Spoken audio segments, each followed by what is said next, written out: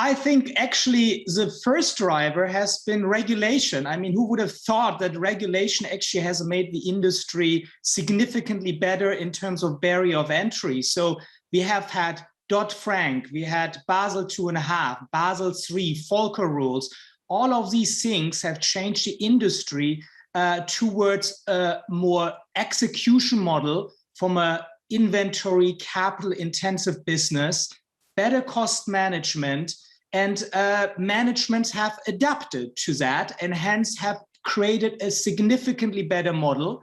And unlike in retail banking, where since the subprime crisis we had no regulation, they've been sleeping on the wheel and the squares and the stripes have been eating their lunch. Whereas here in the investment banking industry, we have improved execution continuously, and as a result have created a model which is a very high barrier of entry and will not be disrupted by the fintech players in our view. And that's one of the key findings, not just a better industry, less capital intensive, less inventory, but also very high barrier of entry due to the execution model that we have today, and hence in much better shape.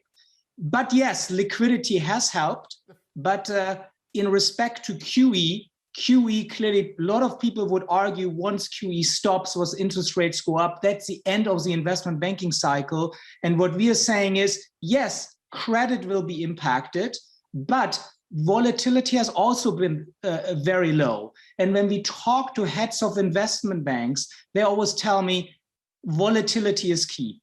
Volatility drives activity levels and volatility also drives spreads. And as a result, we will move from an easy credit market to a more volatility, higher driven market. And that will drive the liquid part of the pipeline, i.e. FX, rates, equity derivative flow business that has really underperformed over the last few years against credit. And hence it's just a change of mix, and you need to be diversified to take advantage of that. But as a result, we're actually not that negative from a QE unwinding. Actually, we would love to see some volatility.